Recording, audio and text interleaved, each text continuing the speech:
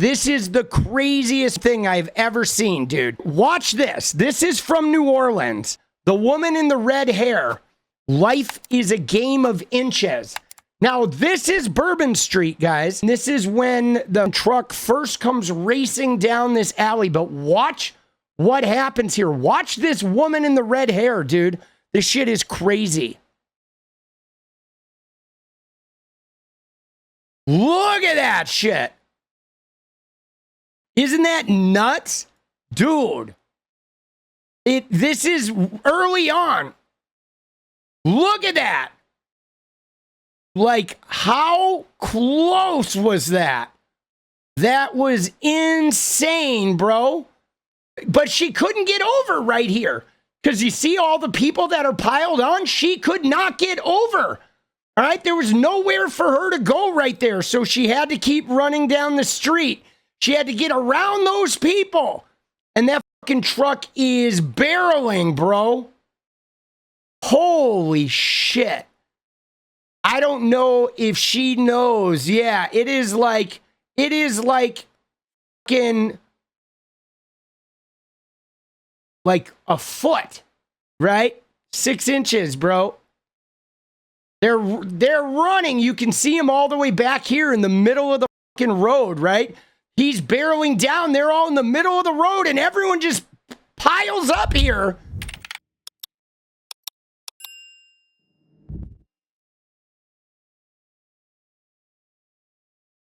Homie, her date let go and jumped up, or whoever she was with.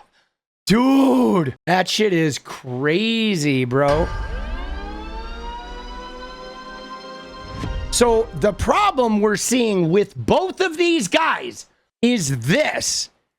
The military guy from Texas who drove the truck down in New Orleans.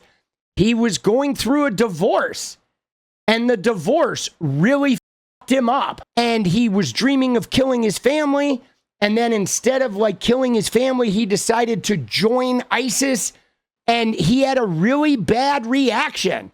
He had a bad reaction to a divorce, to a breakup. But here's where it gets weird, guys. The other guy, Matthew Livelsberger, same thing, guys. Livelsberger went through a breakup. The wife of Matthew Livelsberger broke up with him the day after Christmas following an argument about him cheating on her. Dude, the funny thing about this, guys, is the amount of violence that happens. We have an epidemic problem with violence, but the problem is the penchant for violence as a result of emotional devastation connected to men, which is part of why I find this so intriguing, because we are having a loneliness epidemic, especially amongst men. And then when men get emotionally devastated, what do? They either kill the woman or they beat up the woman. You know, domestic violence happens. They go out and they get in fights.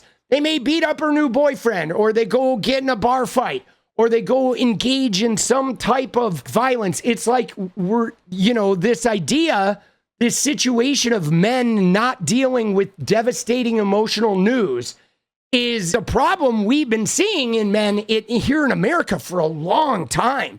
It's really been a epidemic problem. Guys jumping out the window and shit. You know, I mean, it's fucked up. And dude, I've known so many men just in my life who have had really bad reactions to big breakups, because I saw somebody say the Andrew Tates of the world try to tell these men that there's no such thing as depression. And so if you're a real man, you just like put it away. You forget about it. You get back to your life. You got to be tough. But the reality is depression exists. And when we go through breakups, or sometimes it's the loss of a job, or the loss of a career change. It could be the loss of a sibling or a good friend, loss of a child. These things are devastating, and they can take us like 10 years to grapple with. And if you're not going to therapy, you're not engaged in some type of mental health care, really unpredictable shit can happen. This guy, Livelsberger, divorced his first wife several years ago, has a newborn with a new partner, and she broke up with him shortly after Christmas too. So both of these guys had been through multiple traumatic relational things. I don't know how much this had to do with that, but when I saw this, I was like not surprised. The craziest part about New Orleans and the Cybertruck bombing is both attacks appear to be motivated by men having insane emotional responses to breakups. Men are clearly having major problems. You don't need to kill when you get broken up with. Get a therapist instead. But I feel like we have to at some point address how men process intense emotions or how they don't process it. I mean, look at, like, forget about these bombings and shit. Look at Donald Trump in the election. Look at what happened in the 2020 election when he lost and he started an insurrection. And then for 4 years, now we're in the 5th year after that election, and he still will not admit he lost. That is like a profound, emotionally dysregulated reaction to him losing an election. And I don't think he'll ever get over it. I don't think he'll ever admit he lost. But that's like almost like a mental illness level of denial. And who knows how many other skirmishes and kerfluffles he will cause just based on that one denial. And that goes amongst all the other, like, you know, myriad of hurts and grievances and whatever he holds on to. Dude, it's fucking crazy shit. It's bad. We have been having an epidemic of men being incapable of handling big emotional letdowns. But so this was the wife he divorced from several years ago. So the wife of the Army soldier who blew up a Cybertruck outside the Trump Hotel broke up with him 6 days before he killed himself inside of the vehicle. Now, this is another thing that's interesting, guys, is it would appear that he actually killed himself before that thing blew up. So what we don't know is if the killing himself, if the gunshot set off, like, did he shoot himself and it blew up one of those gas cans in the back? You know what I'm saying? Apparently Tesla's like record. They're trying to get the recordings from inside the vehicle. One thing I will say from all this is don't own a Tesla, guys. They record all your shit, bro. It's like so weird. There's cameras in the Tesla that like record everything. And every time you charge it, there's a camera recording you while you charge it.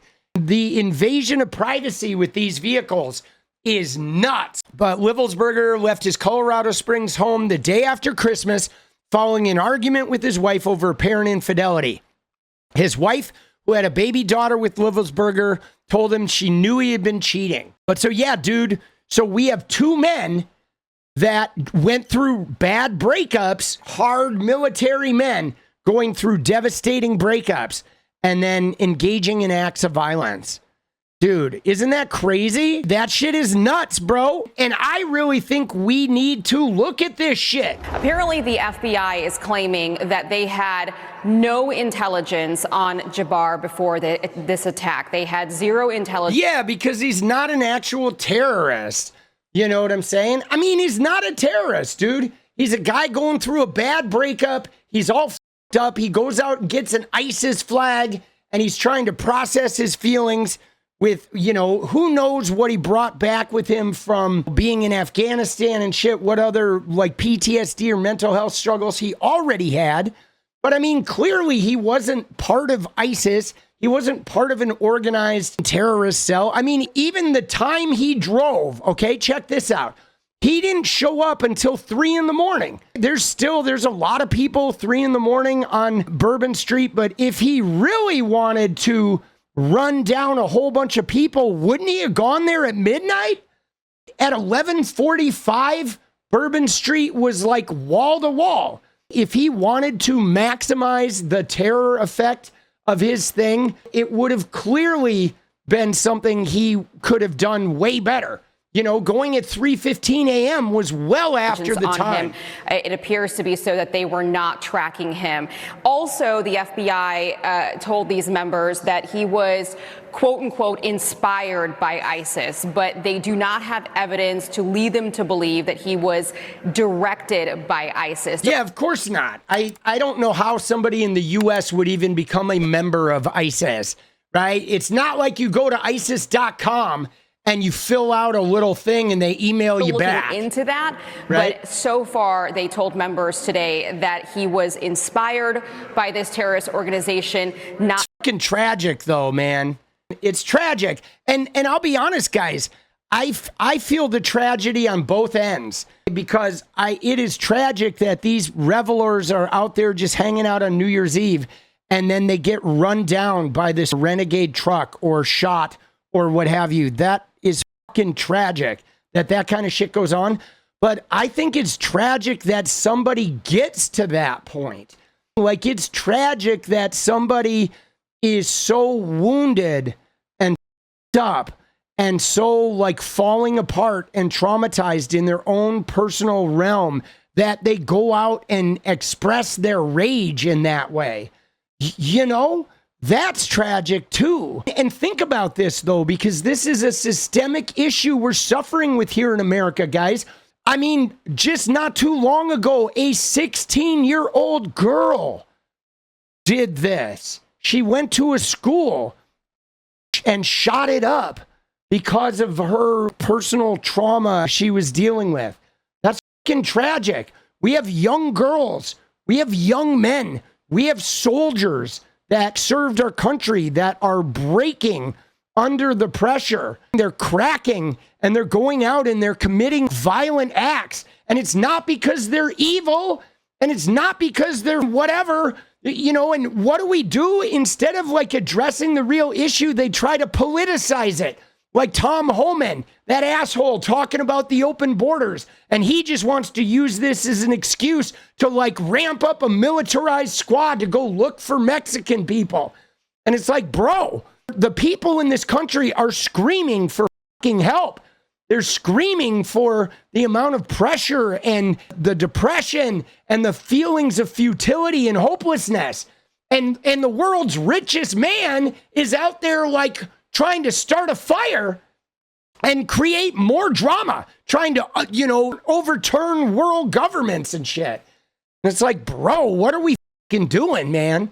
When are we going to start looking at the tragedy of our fellow citizens shooting themselves and using their vehicles as weapons and going in and shooting up their classmates and shit? When are we going to fucking address this and quit acting like it couldn't be any of us that are breaking like that? We still have only ever seen him in this vehicle, and we're not aware of any other subjects involved in this particular case.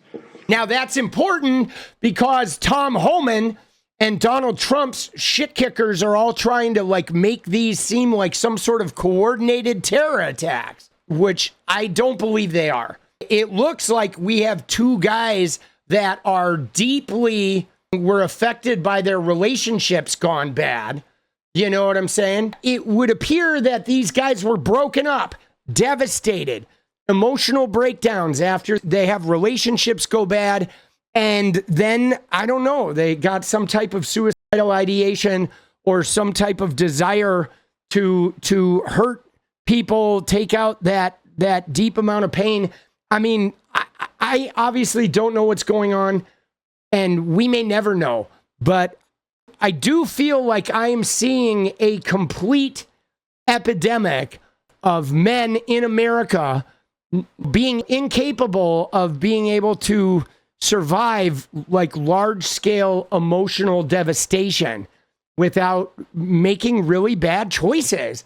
I feel like men in America, they need a lot of help, and not like red pill white supremacist help, but real emotional regulation, emotional maturity type help, access to therapy and maybe some Eastern modalities of healing, maybe just a general social change for us to start acknowledging men that like we need to stop bullying amongst ourselves and in our relationships with women. Men need to stop bullying.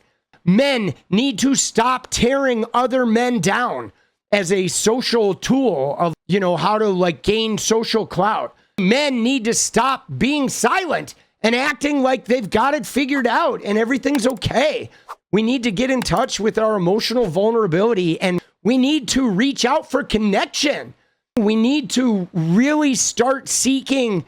I mean, we already had a problem with the socialization of men into being bullies and degrading each other in their friend groups and belittling each other and berating each other. But then now we've had a generation of men being raised in like video game headphones and Discord calls where they're starving for connection. And the women have become more liberal, more compassionate, more empathetic. They've become more engaged. They're going to college at higher levels. They're relying on one another in more profound ways and building out communities of like strong women, which is really good. But like the men are falling behind in this. We need less violence and alpha posturing and more fucking hugs and, like human touch and more connectedness. And dude, and I mean, a lot of it comes down to the influence of these awful influencers. Like you see that fucking Myron Gaines guy? He's one of these guys who is part of this whole like man bro shit. But look at this shit that he posted. And this guy, there's a lot of young men that are seeing this guy's content. It was like one of the most horrible tweets I've seen. But dude, young men are being influenced by this guy. Young men, like 8 years old, 10 years old, 12 years old, are getting online. They're getting on TikTok. They're getting on YouTube. And they're being fed Myron Gaines, fresh and fit. This is what this guy says. Let me make myself crystal fucking clear. I will continue to say what everyone else is scared to say on any and all topics. You know how he like prefaces it. Like everybody's scared to say this, but people really, what I'm about to tell you is what everybody feels. And he's going to call stupid blacks, stupid so on and so forth. And he goes through the list of every slur you could imagine. This guy. And he posted this shit at the head of his page, bro. But this guy is like tied with Nick Fuentes. These are the guys that are influencing young men. I mean, if we're looking at why our young men are so f***ed right now, it's because of Myron Gaines and Logan and Jake Paul and Andrew Tate and Nick Fuentes. All of these guys, dude. All of the Aiden Ross, you know what I mean? All of these shitty influencers. They're so bad, bro. They're like so fucking bad, dude. And Jake Shields is another one. A lot of it is tied to that fucking weightlifting manosphere bullshit. Dude, these guys, young men, we're having an epidemic of young men that are going to grow up and self-harm because of these assholes. Something is definitely off, but again, it's hard to gauge because I don't think when somebody commits suicide, I think when you commit suicide, you do have a mental break. And I don't know if it's ever like going to look like something sort of clean and understandable, but it's hard though. Because what I've noticed is because of Trump denying the election for 4 years and the leftists insisting that there was backroom dealing to get rid of Bernie, like we live in a world now where anytime something doesn't make sense, we start to think that there's some type of conspiracy or hidden meaning. It's like anytime it doesn't make sense, we are like, shit. Gotta be something else. We are living in a world now where we have access to so much information off the bat, but we don't have the whole picture. And then we start filling it in because that's what human beings do. They start filling in the shit that doesn't make sense. But now we have millions of people filling it in online, and some of them doing it in nefarious ways, trying to, imply shit. And it's become a money-making grift. If you go to Twitter, you go to Facebook, you get a lot of mileage out of the more insane conspiracies.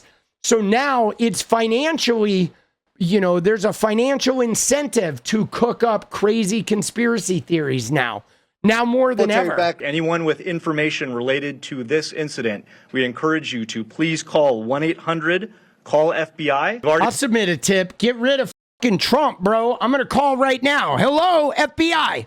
Can send the drones to Mar-a-Lago. All right? Yes, Trump, Musk. Yes, get rid of them and tell Joe he can pardon himself afterwards. Thank you very much. That's my tip.